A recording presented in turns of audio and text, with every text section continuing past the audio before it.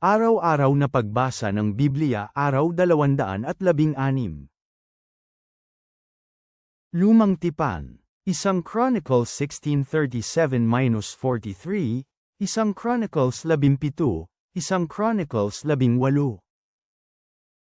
Kaya iniwan ni David si Asaph at ang kanyang mga kapatid sa harapan ng kaban ng tipan ni Yahweh, upang patuloy na maglingkod sa harapan ng kaban, gaya ng kinakailangang gawin araw-araw.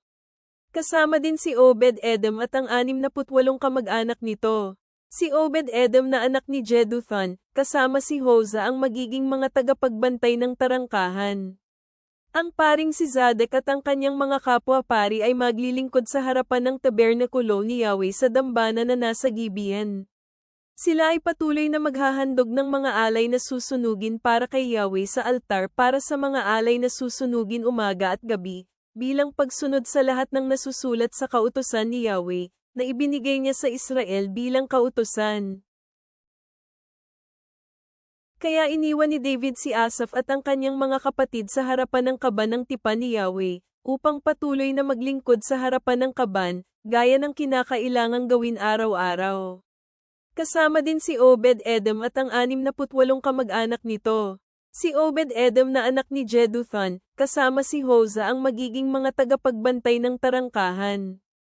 Ang paring si Zadok at ang kanyang mga kapwa-pari ay maglilingkod sa harapan ng tabernakulo ni Yahweh sa dambana na nasa Gibeon.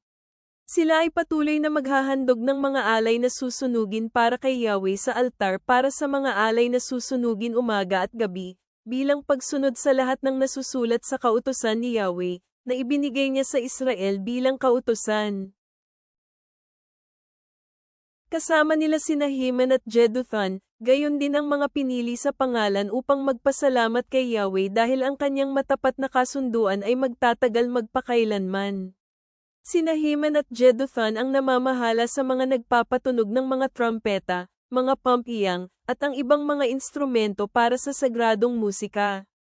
Ang mga anak ni Jeduthun ang nagbantay sa tarangkahan. Pagkatapos, umuwi ang lahat ng tao sa kanilang mga tahanan, at umuwi si David upang pagpalain ang kanyang sariling sambahayan. At nangyari nang nakatira na ang hari sa kanyang tahanan, sinabi niya kay Propeta Nathan, "Tingnan mo, ako ay nakatira sa isang tahanan na Cedar, ngunit ang kaban ng tipan ni Yahweh ay nananatili sa ilalim ng isang tolda."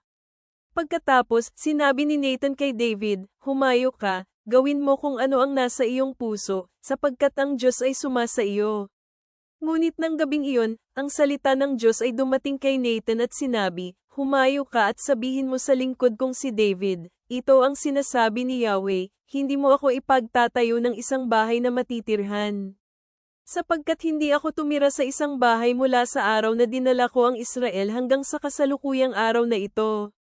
Sa halip, ako ay naninirahan sa isang tolda, isang tabernakulo, sa iba't ibang lugar.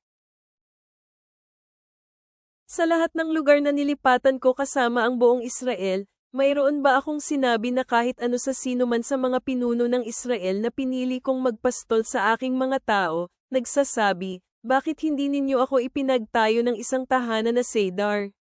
At ngayon, sabihin mo sa aking lingkod na si David, ito ang sinasabi ni Yahweh, na pinuno ng hukbo, kinuha kita mula sa pastulan, mula sa pagsunod sa mga tupa, nang sa gayon ikaw ay maging pinuno ng bayan kong Israel. At kasama mo ako saan ka man magpunta at nilupig ko ang lahat ng iyong kaaway sa iyong harapan. At gagawan kita ng isang pangalan, katulad ng pangalan ng mga dakila na nasa lupa. Ako ay magtatakda ng isang lugar para sa bayan kong Israelita at patitirahin ko sila doon, nang sa gayon manirahan sila sa sarili nilang lugar at hindi na sila magagampala. Hindi na sila aapihin ng mga masasamang tao, tulad ng ginawa nila noon, tulad ng ginagawa nila mula sa mga araw na inutusan ko ang mga hukom na pamahalaan ang bayan kong Israel. At susupilin ko ang lahat ng iyong kaaway. Gayon din, sinasabi ko sa iyo na ako, si Yahweh ay magtatayo ng isang tahanan para sa iyo.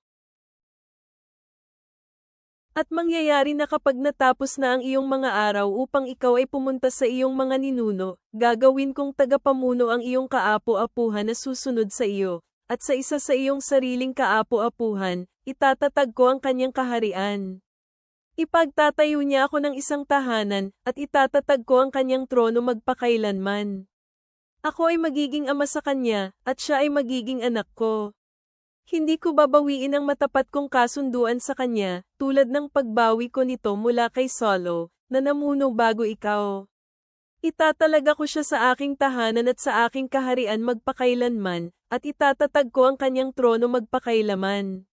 Nagsalita si Nathan kay David at ibinalita sa kanya ang lahat ng mga salitang ito, at sinabi niya rin ang tungkol sa kabuoang pangitain. Pagkatapos, pumasok si Haring David at umupo sa harapan ni Yahweh. Sinabi niya, "Sino ako, Yahweh na Diyos, at ano ang aking pamilya na ako ay dinala mo sa kalagayang ito? At ito ay isang maliit na bagay sa iyong paningin, O Diyos. Ikaw ay nagsalita tungkol sa pamilya ng iyong lingkod tungkol sa panahon na darating, at ipinakita mo sa akin ang mga susunod na salinlahi, O Yahweh na Diyos. Ano pa ang masasabi ko, akong si David, sa iyo? Pinarangalan mo ang iyong lingkod. Binigyan mo ang iyong lingkod ng isang natatanging pagkilala.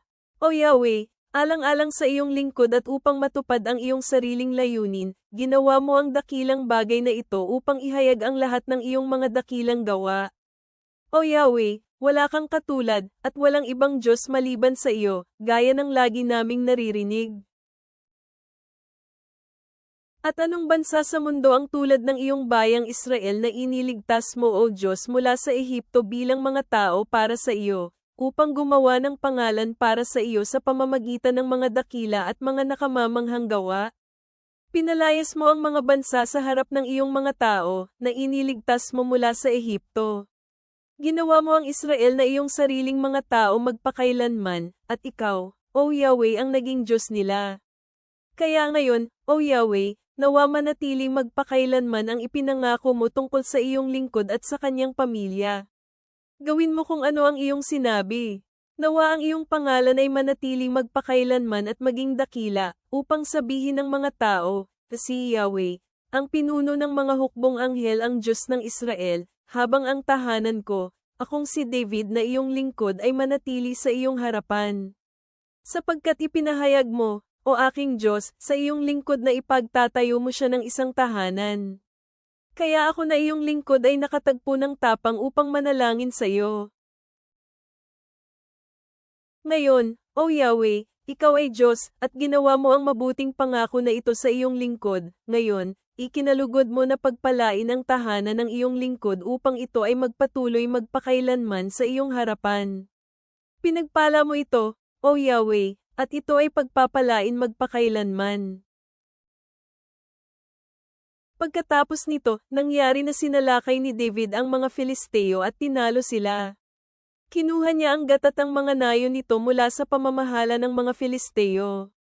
Pagkatapos tinalo niya ang Moab, at naging mga tagapaglingkod ni David ang mga Moabita at binigyan siya ng parangal. Sunod na tinalo ni David si Hadad-ezer, ang hari ng Zobah sa Hamat, habang naglalakbay si Hadad-ezer upang itatag ang kanyang pamumuno sa ilog Euphrates. Nabihag ni David mula sa kanya ang 1,000 karwahe, 7,000 mga ngabayo, at 20,000 kawal na naglalakad. Pinilaya ni David ang mga kabayo ng mga karwahe, ngunit nagtira siya ng sapat sa kanila para sa 100 karwahe. Nang dumating ang mga Arameo ng Damasco upang tulungan si Hadad-ezer na hari ng Zobah, pinatay ni David ang 22,000 Arameong kalalakihan. Pagkatapos naglagay si David ng mga kuta sa Aram ng Damasco, at naging mga alipin niya ang mga Arameo at nagdala sa kanya ng parangal. Binigyan ni Yahweh si David ng katagumpayan saan man siya nagpunta. Kinuha ni David ang mga gintong panangga na nasa mga alipin ni Hadad-ezer at dinala sila sa Jerusalem. Kinuha ni David ang napakaraming tanso mula sa Tiba at Kan, ang mga lungsod ni Hadad-ezer. Ito ang mga tanso na kalaunan ay ginamit ni Solomon sa paggawa ng tansong dagat, mga haligi, at mga kagamitang tanso. Nang mabalitaan nito, ang hari ng Hamat, na tinalo ni David ang lahat ng hukbo ni Hadad-ezer na hari ng Zobah, ipinadala nito ang kanyang anak na si Hadoram kay Haring David upang batiin at pagpalain, dahil nakipaglaban at tinalo ni David si Hadad-ezer, at dahil nagdeklara si Hadad-ezer ng digmaan laban kay Tou. Nagdala si Had-orem ng mga kagamitan na pilak, ginto, at tanso. Inilaan ni Haring David ang mga kagamitang ito kay Yahweh, kasama ang mga pilak at mga ginto na nakuha niya sa lahat ng bansa, sa Edom, Moab, sa mga Amonita, sa mga Filisteo, at Amalek. Pinatay ni Abasai na anak ni Zeruias ang 18,000 na Edomita sa lambak ng asin. Naglagay siya ng mga kuta sa Edom, at naging mga tagapaglingkod ni David ang lahat ng Edomita. Binigyan ni Yahweh si David ng katagumpayan saan man siya nagpunta. Naghari si David sa buong Israel, at pinangasiwaan niya ng may katarungan at katuwiran ang lahat ng kanyang mamamayan. Si Job na anak ni Zeruias ang pinuno ng hukbo, at si Jehoshaphat na anak ni Ahilod ang tagapagtala. Si Zadok na anak ni Ahitub at si Abimelech na anak ni Abiatar ay mga pari, at si Shavsha ay eskriba. Si Benayas na anak ni Joyada ang tagapangasiwa ng mga Kirteo at mga Peleteo, at ang mga anak ni David ay ang mga pangunahing tagapayo ng hari. Bagong Tipan, 1 Corinthians 1:1-17. Mula kay Pablo, na tinawag upang maging isang apostol ni Kristo Jesus ayon sa kalooban ng Diyos, at kay Sosthenes na ating kapatid, sa Iglesia ng Diyos sa Korinto, na mga naihandog kay Kristo Jesus, silang tinawag na maging mga taong banal. Sumusulat din kami sa lahat ng dako sa mga tumatawag sa pangalan ng ating Panginoong Jesu Kristo, ang kanilang Panginoon at sa atin. Nawa ay sumainyo ang biyaya at kapayapaang mula sa Diyos na ating Ama at sa Panginoong Jesu Kristo. Lagi akong nagpapasalamat sa aking Diyos sa inyo, dahil sa biyaya ng Diyos na ibinigay ng Panginoong Kristo Jesus sa inyo. Ginawa niya kayong mayaman sa lahat ng paraan, sa lahat ng pananalita at sa lahat ng kaalaman. Ginawa niya kayong mayaman, gaya ng patuto tungkol kay Kristo na napatunayang totoo nga sa inyo. Sa makatuwid kayo nga ay hindi nagkukulang sa kaloob ng Espiritu, habang sabik kayong naghihintay sa kapahayagan ng ating Panginoong Jesu Kristo. Kayo din ay kanyang palalakasin hanggang sa huli, upang kayo ay walang bahid sa araw ng ating Panginoong Jesu Kristo. Tapat ang Diyos na siyang tumawag sa inyo sa pakikipagtipon sa kanyang anak na si Jesu Kristo na ating Panginoon. Ngayon, hinihikayat ko kayo, mga kapatid, sa pamamagitan ng pangalan ng ating Panginoong Jesu Kristo, na magkakasundo kayong lahat, at walang pagkakahati-hati sa inyo. Pinapakiusap ko sa inyo na kayo ay magkaisa sa kaisipan at maging sa layunin. Sapagkat ibinalita sa akin ng mga tauhan ni Chloe na may namumuong mga alitan sa inyo. Ang ibig kong sabihin, ang bawat isa sa inyo ay nagsasabi, kay Pablo ako, o kay Apolos ako, o kay Cephas ako, o kay Kristo ako. Si Kristo ba ay nahahati? Si Pablo ba ay napako para sa inyo? Kayo ba ay binautismuhan sa pangalan ni Pablo?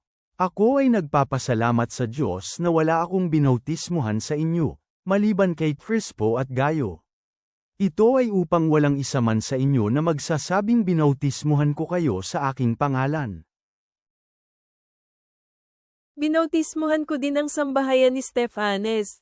Sa kabila nito, hindi ko na alam kung may nabautismuhan pa akong iba.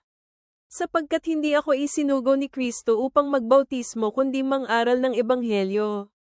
Hindi niya ako isinugo upang mang-aral sa salita na may karunungan ng tao, upang ang krus ni Kristo ay hindi mawawalan ng kapangyarihan. Mga kawikaan, Proverbs 19:3-12. Pinapahamak ng kamangmangan ng tao ang kanyang buhay, at ang puso niya ay nagagalit laban kay Yahweh. Ang kayamanan ay nakadaragdag ng maraming kaibigan, pero ang mahirap ay hiwalay mula sa kanyang mga kaibigan. Ang bulang saksi ay hindi makakaalis ng hindi napaparusahan, at hindi makakatakas ang siyang nabubuhay sa mga kasinungalingan. Maraming hihingi ng tulong mula sa mapagbigay na tao, at lahat ay kaibigan ng siyang nagbibigay ng mga regalo. Lahat ng mga kapatid ng mahirap ay napupuot sa kanya, paano pa ang kanyang mga kaibigan na lumalayo mula sa kanya? Siya ay nananawagan sa kanila, pero sila ay naglaho na. Ang nagsisikap na magkaroon ng karunungan ay nagmamahal sa kanyang sariling buhay, ang nagpapanatili sa pangunawa ay makatatagpo ng kabutihan. Ang bulang saksi ay hindi makaaalis ng hindi mapaparusahan, ngunit mapapahamak ang mga nabubuhay sa kasinungalingan. Hindi angkop para sa isang mangmang na mamuhay ng may karangyaan, lalong hindi para sa isang alipin ang mamuno sa mga prinsipe. Ang pag-iingat ay nagdudulot sa isang tao na hindi agad magalit at ang kanyang dangal ay ang hindi pagpansin sa kasalanan. Ang puot ng hari ay parang batang leon na umaatungal, pero ang kanyang kagandahang loob ay katulad ng hamog sa mga damuhan. Ama naming nasa langit, kami ay lumalapit sa iyo na may pasasalamat dahil sa halimbawa ni David, na naghangad na parangalan ka ng buong puso at paglingkuran ang iyong bayan ng tapat. Habang kami ay nagmumuni-muni sa pagkakaisa na binanggit ni Pablo sa unang Korinto, ipaalala sa amin na mamuhay ng maayos, itabi ang mga pagkakahati-hati, at yakapin ang iyong tawag na magmahalan at maglingkod sa isa't isa. Bigyan mo kami ng karunungan upang makilala na ang aming kamangmangan ay maaaring magdulot ng alitan, gaya ng nabanggit sa kawikaan, at tulungan mo kaming linangin ang diwa ng kapayapaan at pag-unawa sa aming mga relasyon. Naway lagi naming tandaan na ang aming tunay na lakas ay nasa iyong biyaya at sa pag-ibig na iyong ibinubuhos sa aming buhay. Tulungan mo kaming magmahal gaya ng iyong pagmamahal sa amin. Amen.